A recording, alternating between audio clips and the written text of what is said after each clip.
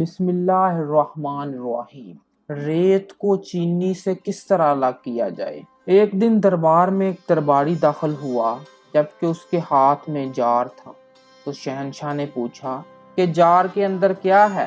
درباری نے جواب دیا، عالی جاں یہ ریت اور چینی کا مرکب ہے۔ اکبر نے دوبارہ پوچھا کہ یہ کس لیے ہے؟ درباری نے عرض کیا کہ عالی جاں معاف فرمائیں، ہم بیربال کی ذہانت کی آزمائش لینا چاہتے ہیں۔ ہم اس سے چینی کے اجزاء ریت سے الگ کروانا چاہتے ہیں۔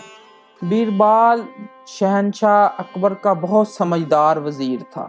اکثر اس کے درباری اس کو آزمائش میں ڈالنے کے لیے کچھ نہ کچھ نیا لے آتے تاکہ بیربال کو نیچا دکھا سکیں، لیکن بیربال کو اللہ تعالیٰ نے ذہانت بخشی ہوئی تھی، وہ ہر دفعہ کامیاب ہو جاتا۔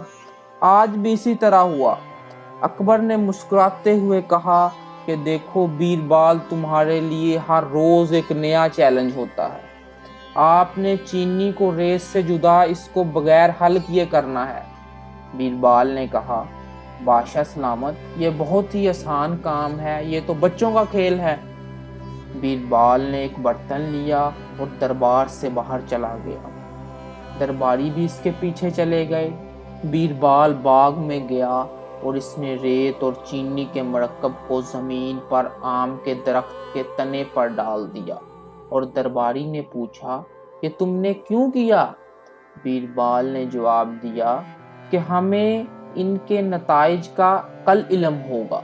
اگلے دن وہ باغ میں آم کے درخت کے قریب گئے اور انہوں نے دیکھا کہ وہاں صرف ریت کے اجزاء پڑے تھے اور چینی کے اجزاء بے شمار چیونٹیاں اٹھا کر گھروں میں لے گئے، اور چند چیونٹیاں ابھی بھی چینی کے اجزاء کو اٹھا کر لے جانے میں مصروف تھیں۔ درباری نے پوچھا، مگر ساری چینی غائب ہو چکی ہے۔